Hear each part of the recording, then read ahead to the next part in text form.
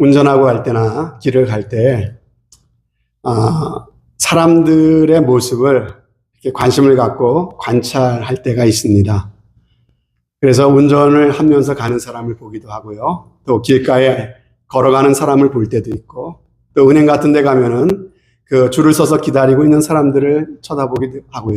그리고 마켓 같은 데서 계산하는 사람이나 계산대에 줄 서 있는 사람을 그렇게 볼 때도 있습니다. 그런데 수많은 사람들을 이렇게 관찰하면서 한 가지 발견하게 되는 사실이 있습니다.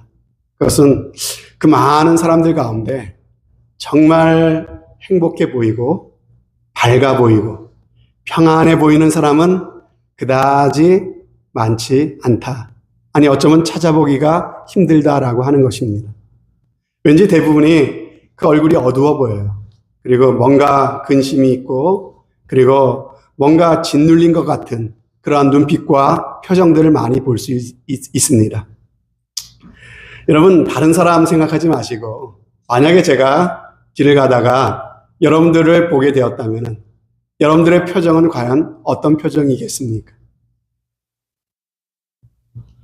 오늘 우리가 사도행전 6장을 읽었는데 우리가 읽은 말씀은요. 스데반이라고 하는 초대교회 7 집사 중에 한 분이죠. 스데반이라고 하는 분의 얼굴에 대해서 우리에게 말씀하고 계십니다. 여러분 스데반의 얼굴이 과연 어떤 얼굴이었기에 성경에 기록까지 해두신 것일까요? 오늘 15절에 나오죠. 어떤 얼굴이었습니까? 사람들이 스데반을 주목하여 보니까는 그 얼굴이 무엇의 얼굴 같더라? 천사의 얼굴 같더라. 천사의 얼굴을 보는 것 같았다. 이런 말씀을 오늘 하고 계신 것이죠. 여러분 그렇다면은 천사의 얼굴이라는 게 과연 어떤 얼굴을 말하는 것일까요? 여러분 이렇게 생각해 볼 수가 있죠. 그 마음의 평안이 얼마나 가득한지 그 평안이 얼굴까지 이렇게 배에 나오는 사람 그런 표정 아니겠습니까? 그리고 친절과 온유와 기쁨이 얼굴과 표정에 고스란히 드러나고 있는 그런 사람의 얼굴이 바로 천사의 얼굴 아니겠습니까? 오늘 스데반의 얼굴이 바로 그런 얼굴이었다라고 말씀하고 계신 거예요. 여러분 부럽지 않으세요? 저는 참 부럽습니다. 저도 간혹 집에서 이렇게 컴퓨터를 들여다보고 있으면 집사람이 지나가면서 이래요. 무슨 표시 같아요? 웃는 표정을 하라는 거예요. 제가 너무 심각한 얼굴을 하고 있나 봐요. 여러분, 정말 내 마음으로부터 이 기쁨과 평안이 얼굴로 이렇게 드러나는 그런 삶이 돼서 얼마나 좋겠나, 이런 생각을 하게 된다는 거죠. 얼굴 하면은 참 유명한 사람이 있죠.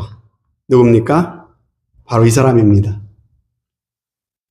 아브라함 링컨. 여러분, 이 링컨은요, 여러분이 보시다시피 그 얼굴이 그다지 잘생긴 얼굴은 아닙니다. 여러분 혹성 탈출 보셨어요?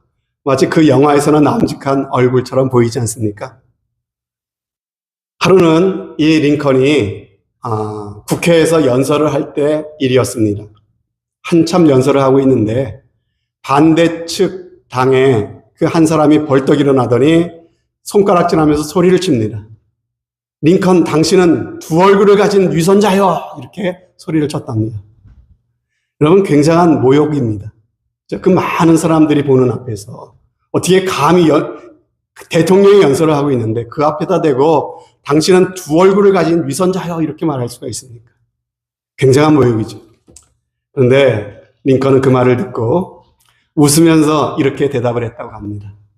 여보시오, 만약에 내게 두 개 얼굴이 있었다면 이 중요한 자리에 이런 얼굴을 들고 나왔겠어? 이렇게 이야기를 했다는 것이죠. 그러자 국회에 웃음이 확 터졌고요. 그리고 그 심각한 상황이 참 잘 해결이 됐다고 하는 유명한 일화가 있습니다. 이 링컨은요, 얼굴에 관해서 많은 그런 이야기를 남겼습니다. 그 중에 우리가 잘 아는 이야기가 있죠. 얼굴 책임론입니다. 사람이 나이가 40쯤 되면은 자기의 얼굴에 대해서 책임을 져야 된다. 이 링컨이 한 얘기죠. 무슨 얘기입니까? 사람이 오랜 세월을 살아가다 보면은 오랫동안 마음에 품고 있었던 그 마음의 생각과 그 마음의 상태가 어디로 드러난다는 거예요? 얼굴에 드러나게 된다는 것이죠. 그러니까 40살쯤 됐으면은 그 사람의 얼굴에 책임을 져야 된다. 이 이야기를 한 것입니다. 그렇다면 여러분, 우리가 오늘 이 시간 생각해 봐야 될 것은 우리가 예수 믿는 사람들인데 우리 예수 믿는 그리스도인들의 얼굴은 어떤 얼굴이어야 할까요? 여러분, 물론 타고난 것이 잘생긴 얼굴이 아닐 수도 있습니다. 지금 그 얘기하는 거 아니죠. 더 중요한 것이 있다고 하는 것이죠. 우리 믿는 사람의 얼굴은요, 세월이 갈수록 기쁘게 살아온 흔적이 나타나야 된다는 거예요. 왠지 모를 평안함이 그 얼굴에 드러나야 되는 것이고요. 이 스데반의 얼굴처럼 살수록 누구의 얼굴 같아야 된다고요? 천사의 얼굴 같아져야 된다는 것이죠. 그 모본을 오늘 이 스데반의 얼굴을 통해서 오늘 하나님께서 우리에게 말씀하고 계시는 것이죠. 오늘 저는 이 말씀을 보면서 어떻게 하면 우리도 이 참된 그리스도인다운 얼굴이 되어 갈 수 있을까? 오늘 함께 우리에게 주시는 하나님의 말씀을 듣기를 원합니다. 자, 먼저 첫 번째로 천사의 얼굴을 우리가 갖고 살려면요, 현실의 문제 앞에서 하나님을 믿고 의지하는 맡기는 삶을 우리가 살아야 돼요. 그래야 우리가 천사의 얼굴을 가질 수가 있어요. 예수님께서는 마태복음 6장에서 세상에 두 종류의 삶이 있다고 우리에게 말씀해 주셨어요. 하나는 염려와 근심과 걱정에 사로잡혀 사는 사람이 있고, 또 하나는 하나님을 신뢰하고 의지하는 사람이 있다라고 말씀하셨습니다. 그러면서 하나님께서 들에 피는 백합화를 보아라. 하늘에 나는 새를 보아라. 새도 돌보시고 그 백합화도 입히시는 하나님, 하물며 너희일까 보냐. 걱정하지 마라. 염려하지 마라. 이렇게 말씀하셨죠. 우리가 지지난주에 말씀을 나누지 않았습니까? 하나님은 우리의 머리카락까지 세고 계시다고. 그만큼 지극하게 우리에게 관심을 갖고 계시고 지극한 사랑으로 우리를 지켜보고 계시며 우리의 모든 것을 속속들이 알고 계시는 그 하나님이 살아계시기에 우리는 염려하고 걱정하지 않을 수 있다라고 말씀을 드렸습니다. 이것을 믿고 살아가는 사람과 믿지 않고 여전히 걱정과 염려 가운데 살아가는 사람이 있다라고 말씀하고 있는 것이죠. 여러분, 염려하며 살아가는 사람들은요, 하나님이 당장 눈에 보이지 않으니까 믿지를 못해요. 이런 사람들 하나님을 못 믿으니까 누구를 믿습니까? 믿을 게 자기밖에 없죠. 그죠? 자기의 능력, 자기의 노력을 믿어요. 내 인생은 거기에 달린 거예요. 근데 그것만 가지고 안 되니까 또 뭐가 있어야 된다 그럽니까? 운빨이 좋아야 된다. 재수가 좋아야 된다. 재수와 운이 있고 내가 노력하면 다 된다. 이렇게 얘기하죠. 근데 여러분, 나의 운명이 재수에 달렸다면, 운빨에 달려있다면 얼마나 그 인생이 불안합니까? 얼마나 불확실합니까? 또 뭐든지 내가 책임을 져야 돼요. 내 힘으로 해결해야 된다면요, 그런 인생은 결국 얼마나 고달플까요? 얼마나 힘이 들까요? 매일매일이 무엇을 먹을까? 무엇을 입을까? 걱정이고 참으로 근심이고 염려일 뿐이죠. 아무리 잘 살아보려고 애쓰고 수고한다 할지라도 그런 사람들의 이마에는요, 늘 염려, 걱정, 근심, 고단함, 피곤, 불만족 이렇게 써 있을 수밖에 없는 것이에요. 그러나 여러분, 믿음으로 사는 사람은 그렇지 않다는 것입니다. 믿음으로 사는 사람은요, 자기의 힘과 노력으로 살기보다 하나님을 믿어요. 하나님을 신뢰해요. 하나님을 의지하는 사람이 바로 믿음으로 사는 사람이에요. 내 인생이 어찌 될지 모르는 우연과 재수에 달린 것이 아니라는 것이죠. 반드시 그렇게 되고야만만은 살아계신 하나님의 뜻이 있다는 거예요. 살아계신 하나님의 섭리와 하나님의 약속이 있다고 믿고 살아가는 사람이 바로 믿는 믿음의 사람이라고 하는 것이죠. 그렇기에 나의 삶에 일어나는 크고 작은 이러한 일들이 우연이나 재수로 일어나는 것이 아니에요. 모든 것이 합력하여 선을 이루어 가시는 하나님의 계획 가운데 이루어지는 것임을 우리는 아는 것입니다. 그러니까 여러분, 무슨 일을 만나든 마음이 담대하죠. 그러니 마음이 평안하지요. 이렇게 살면 그 평안이 점차 그 얼굴에 드러나게 된다라고 하는 것입니다. 제가 전에 섬기던 교회 어떤 교인이 이렇게 얘기하시더라고요. 목사님, 우리가 아무리 예수를 믿는다 해도 어느 정도 상황이 좀 뒷받침을 해줘야 되는 거지. 그래야 신앙생활도 할 수 있는 거 아닙니까? 만약에 우리가 경제적으로 너무 여유가 없고 가정에도 여러 가지 힘든 문제가 겹치다 보면은 신앙생활도 제대로 안 되는 것이고 또 아무리 우리가 그리스도인이지만 기뻐할 수도 없는 거 아닙니까? 뭐 이렇게 얘기하시는 분이 계셨어요. 그러나 여러분, 인간적으로는 그 말이 맞죠. 인간적으로는 100번 이해가 됩니다. 하지만 우리의 기준은 인간적인 기준이 아니라 하나님의 말씀이 기준 아닙니까? 하나님의 말씀에는 뭐라고 되어 있어요? 여러분, 환경과 여건이 그래야 우리가 기뻐할 수 있답니까? 그렇지 않다라고 성경은 분명히 말씀하세요. 오늘 스데반만 봐도 그렇습니다. 그가 기뻐할 수 있는 상황이었습니까, 여러분? 여러분, 그가 과연 천사의 얼굴을 할 수 있는 상황이냐고요, 지금. 그렇지 않다라고 하는 것이죠.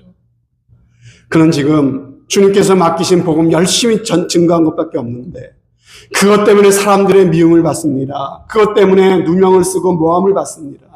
사람들 앞에 끌려 나왔어요. 그리고 죽일 죄인이 되어가고 있는 험악한 분위기입니다.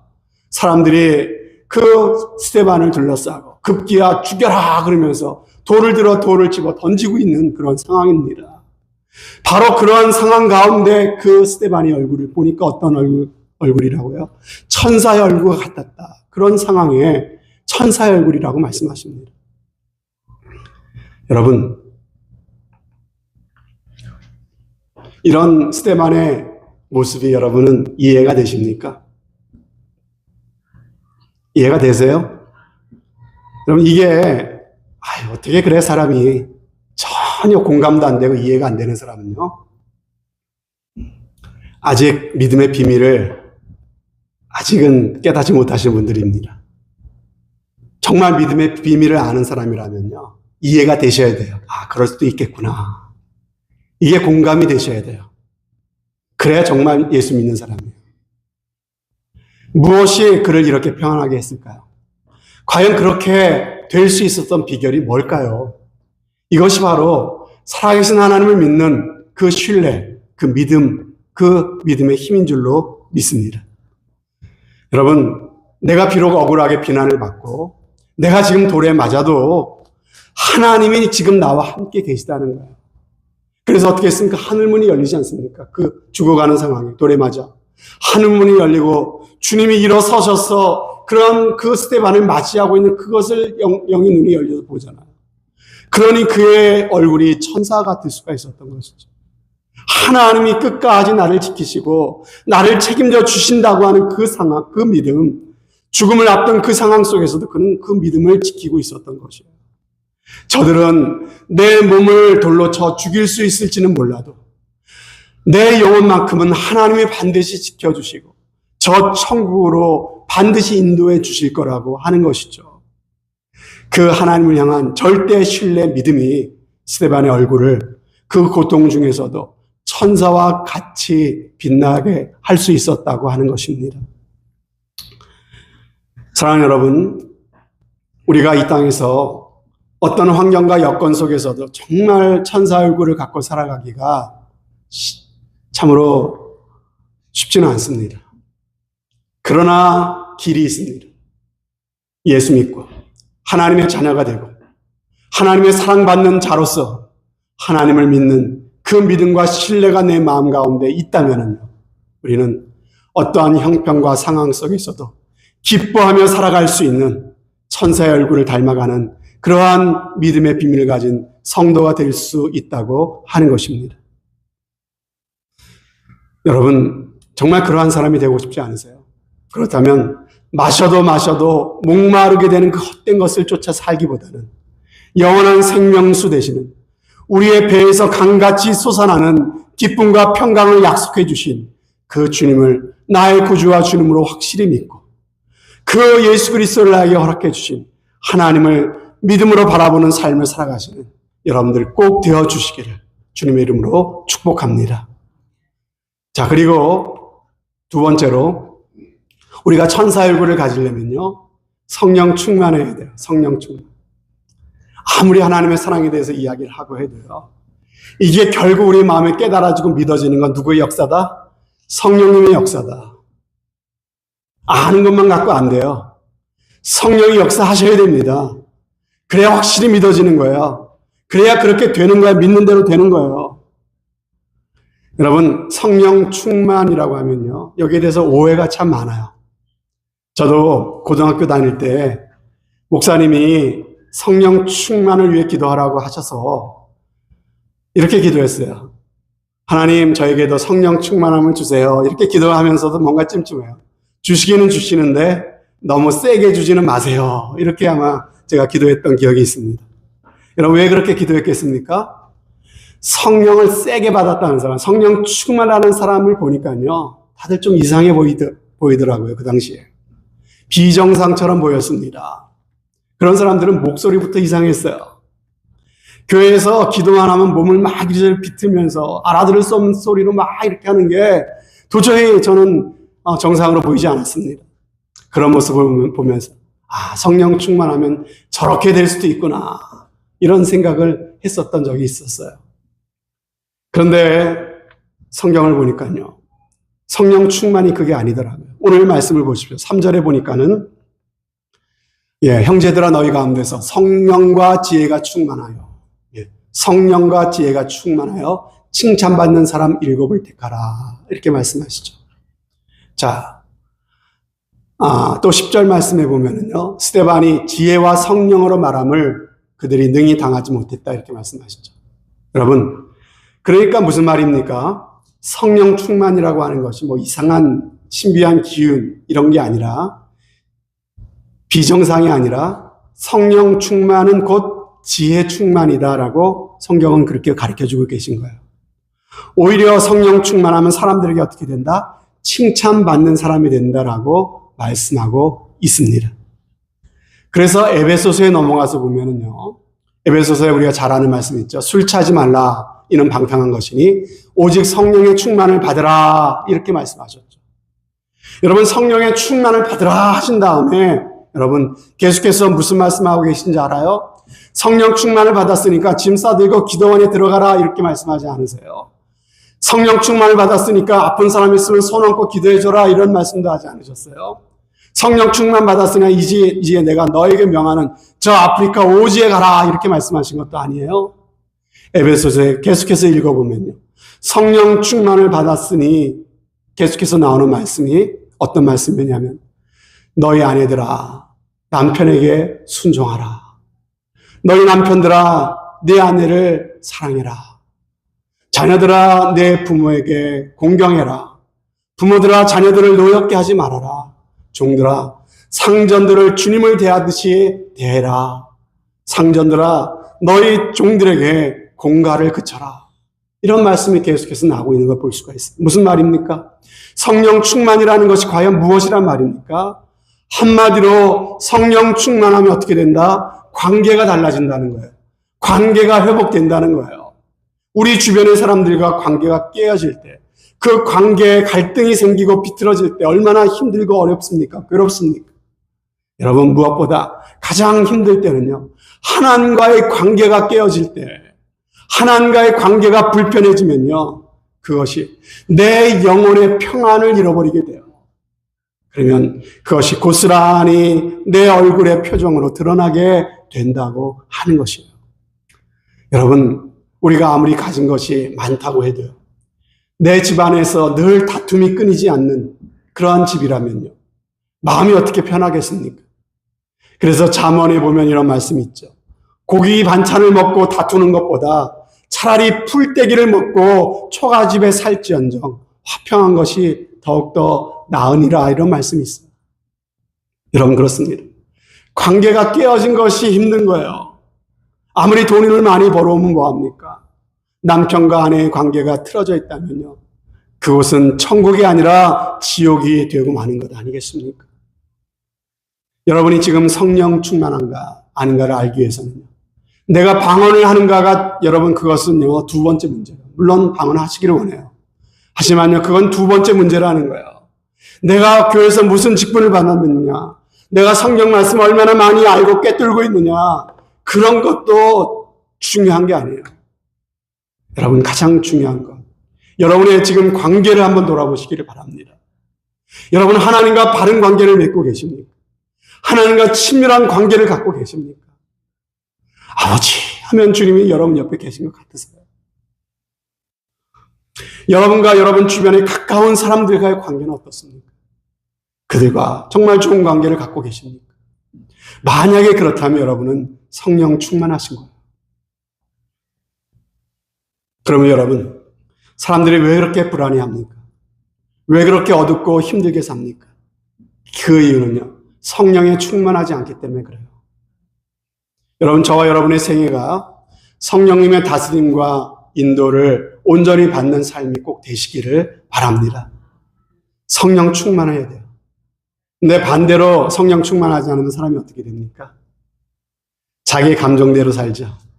자기의 뜻대로 살죠. 이것을 우리는 자아 충만이라고 말합니다. 성령 충만과 반대된 거예요. 그러나 반대로 내 뜻과 내 감정대로 살지 않고 성령이 이끄시는 대로, 성령의 인도하신 대로 살아갈 때 그것을 우리는 일컬어서 성령 충만이라고 이야기하는 것입니다. 여러분, 성령님께서 여러분의 생각을 주장하시도록 하시기 바랍니다. 성령님이 여러분의 말을 주장하게 하시기를 바랍니다. 내가 이 말을 하는 것, 성령님이 기뻐하시는가? 이걸 생각하시면서 성령님께 여러분의 입술을 맡겨드리면서 말을 하시기 바라요. 그러면 성령님의 인도를 받는 것이죠. 여러분의 모든 결정에 성령님과 함께 하시길 바랍니다. 돈 쓰는 것, 시간 사용하는 것까지도 이것이 참으로 성령님이 원하시는가, 그것을 생각하면서 성령님의 인도를 구하시기를 바랍니다. 그럴 때 성령께서 여러분의 삶을 구체적으로 인도해 가실 거예요. 성령의 인도를 받고 살아가는 것이고 성령의 충만함이라고 하는 것이죠. 성령에 충만할 때 거기에 관계 회복이 일어나는 것이고 거기에 놀라운 기쁨과 평화가 여러분 마음 가운데 일어나게 될 줄로 믿습니다. 여러분 이미 살아오면서 많이 겪어보지 않으셨습니까? 쾌락을 쫓아 한번 살아본 적도 있지 않으세요? 욕심을 따라 살아보시지 않으셨습니까? 때로는 보지 말라는 것도 보셨죠? 가지 말라는 곳에도 가보셨죠? 먹지 말라는 것, 마시지 말라는 것도 여러분 드셔보시지 않았습니까? 그럴 때 마음이 어떠시던가요? 기쁘던가요? 참으로 행복하시던가요? 분명 나는 나의 만족을 위해, 기쁨을 위해서 그런 것들을 했는데 여러분 이상하죠? 내 마음이 기쁘기보다는 오히려 후회와 허무뿐이더라고 하는 것이죠. 마음이 그렇게 허전할 수 없는 거예요. 그러나 반대로 성령님의 순종에서 한번 살아보세요. 내 마음은, 내 감정은 복수하고 싶었는데 성령님이 원하시지 않는 것 같아서 복수하기를 포기해 보십시오. 한마디 시원하게 한마디 확 쏴붙이고 싶었는데 성령님이 원치 않은 것 같아서 오히려 축복하라고 하시는 것 같아서 좋은 말로 한번 선하게 축복해 보십시오. 용서라고 하시면 나는 도무지 용서할 마음이 없지만은 내 자존심 내려놓고 내가 먼저 화해의 손을 한번 내밀어 보십시오. 그렇게 살아보니까 이상하죠. 내 마음의 기쁨이 왜 생기지 않겠습니까? 사랑하는 여러분, 지금 여러분의 마음은 무엇 때문에 불편하십니까? 혹시 성령님의 뜻에 따르기보다는 내가 원하는 대로 지금 살아가고 있지 않습니까? 계속해서 성령님께서 여러분에게 마음에 감동을 주고 계십니다. 애써 마음의 귀를 닫아버리고 순종하지 않고 있는 것이 무엇이 있는지를 한번 여러분 깊이 돌아보시기를 바랍니다. 여러분 다시 한번 우리의 죄를 하나님께 회개하시고 다시 한번 하나님의 인도를 구하시기 바랍니다. 기꺼이 성령님의 도우심을 구하며 그분의 인도 앞에 여러분 자신을 내어놓으십시오. 그럴 때 우리는 성령의 충만함으로 하나님께서 우리에게 함께 주실 것입니다. 성령 충만해야 우리 인생이 복을 받아요. 우리의 마음에 하나님 주시는 기쁨과 평안이 찾아오게 될 줄로 믿습니다.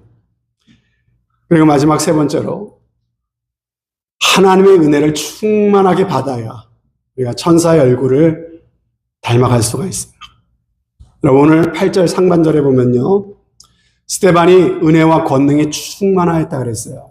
여러분, 충만하다는 게 뭡니까? 차고 넘친다, 흘러 넘친다, 이런 뜻이죠. 여러분, 대부분 교회 좀 다닌 사람들은 하나님의 은혜를 알긴 알아요. 하나님의 은혜는 어떻게 하면 받고, 은혜는 어떻게 임하고, 압니다. 근데 문제가 뭐예요? 이 은혜가 흘러 넘쳐야 되는데, 은혜가 지금 바짝 메말라 있어요. 그게 문제예요. 여러분, 스데반은 그런 사람이 아니었습니다. 그의 은혜가 흘러 넘치는 충만한 은혜 가운데 있었던 사람이라는 것이죠.